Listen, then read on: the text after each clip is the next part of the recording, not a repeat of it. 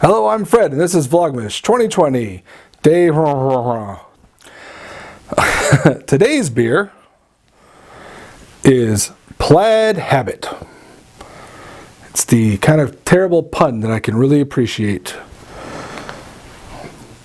Now, as I'm pouring this, I'm going to tell you that if you ever have a chance to see the show Forever Plaid live, take that opportunity. It's pretty impressive.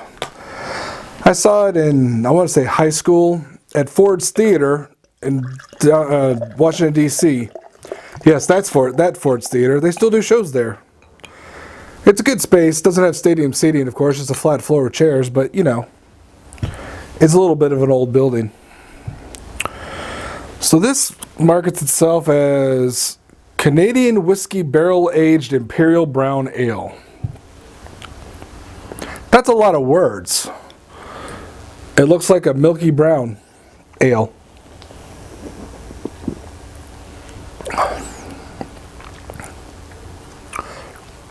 Strangely sweet.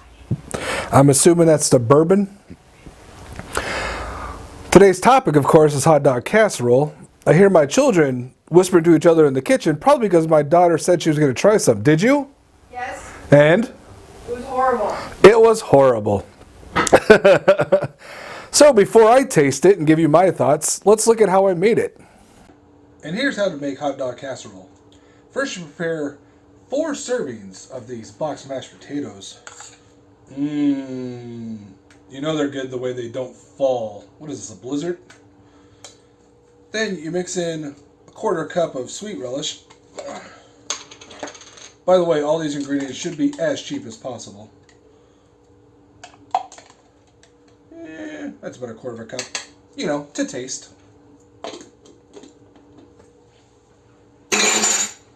Sink. Then you gotta get a couple tablespoons of mustard. 1, 2. Brilliant. And mix it in good.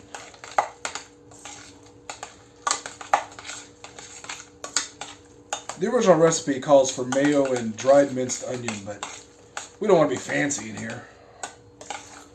It also describes this as a hot potato salad. This is much yellower than I remember. I'm pretty sure we didn't put this much of the condiments in when I was a kid. You can see I've already prepared my casserole dish with, looks like about 5 hot dogs cut in half one way, then kind of split the other way. I didn't know how many need, so I cut an entire package of hot dogs in half, which means I've got a weird 4 hot dogs. 3 hot dogs that are just cut in half.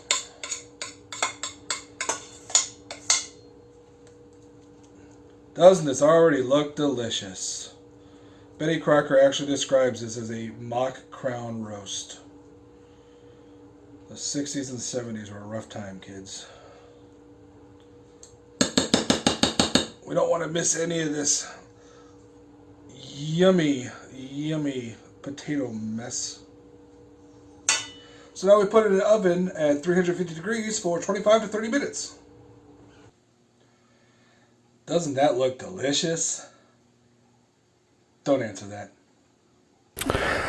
Now, what you can't see probably very clearly on camera, especially with the color of my walls, is just how yellow and green these potatoes turned out. And I need you to know, before I even try it, how much I loved this as a kid. This was one of my favorite meals ever. Last night I was talking to my wife about it. She said, like with a disgusted look on her face, "Did you have to eat that?" I said, "Have to? I wanted to."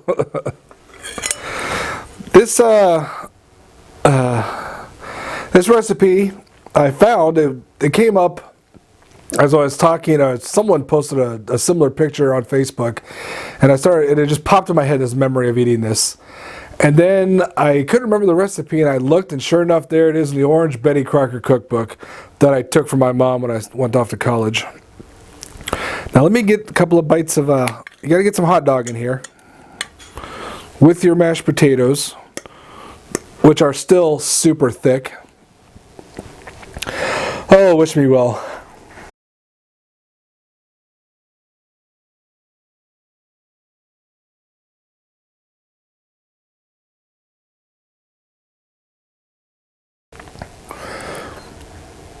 This isn't exactly the flavor I remember.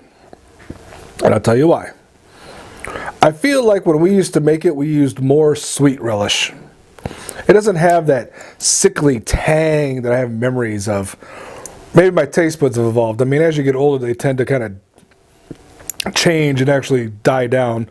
Plus, I just had a beer, which acts to numb them. Probably for the best. Consistency-wise, these are really thick potatoes. It's the color, though. The color's really not attractive.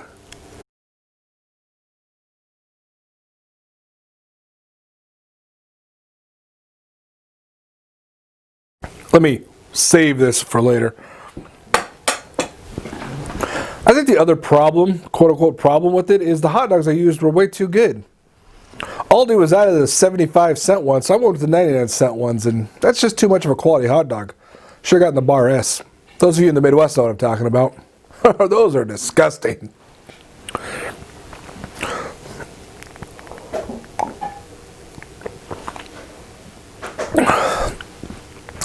Does not pair well with Imperial Brown Ale.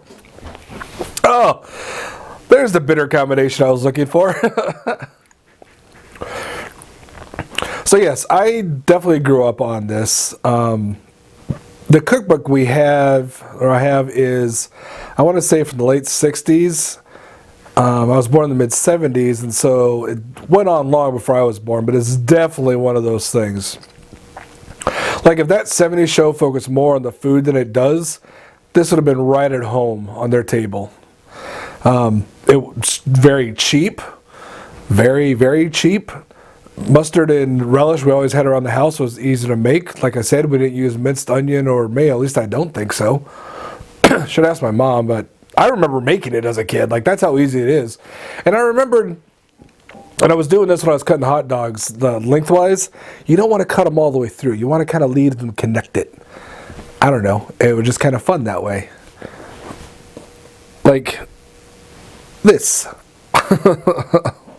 Now I have potatoes on my fingers. So there are other recipes I'm sure that I ate as a kid that we would find atrocious today. I always ate ramen, but I still like ramen. Yeah, the packets. The packets that I got mad if I had to spend more than 12.5 cents for when I was in college. Because that's as much as they are. The Maruchans, the good ones, not Top Ramen or... Is Nissan the Top Ramen? Yeah, those aren't that good. You want the Maruchan. Other foods I remember, a lot of TV dinners, the proper ones in the tinfoil trays that you cooked in the oven. I once put in one that had, it was like chicken nuggets and fries, and I put it in the oven. They had to cook for an hour. And I fell asleep after I put it in and slept through that hour quickly. Could you guys stop messing with the cookie jar? And I woke up after 2 or 3 hours, however long it was, and ran to the kitchen and pulled out the food, and it was still edible. Those are the TV dinners I'm glad we don't have anymore. Now everything's microwave. Microwaves weren't a big thing there. They were available, but not at our price range. By the way, the cookie jar has candy in it right now, but they can easily grab a handful of candy instead of grabbing an individual piece every 2 seconds. So I hear the clang, clang, clang, clang, clang. The benefits of doing little editing. Well, let me know if you have any terrible recipes you remember from childhood, or be honest with yourselves. What terrible recipes do you still eat? Oh, we had Thursday night crap too. That was more of a high school thing. That was minute rice. It was like a Weight Watchers recipe. So it was minute rice and then ground turkey that was browned. And then a sauce was made out of cornstarch and water. And I think just a liquid from the turkey. Then that was mixed in with a bag of California mixed vegetables. So like broccoli, cauliflower, carrots. And served over the rice. I've made it recently with beef, with ground beef. I made it recently with like a fairly decent pot roast. It's not a bad dish. But you had the grayness of a ground turkey on top of a minute rice instead of proper rice. That is truly a disgusting meal. I suggest you don't try that one any more than you try this one. But let me know what gross things you'd like to eat. Anyway, don't forget to check out all my other channels. New Minecraft video went up this morning. Surprisingly enough to myself, it came out pretty decent. So that's good. Pat on the back. Yay, yay, yay. And until next time, sláinte.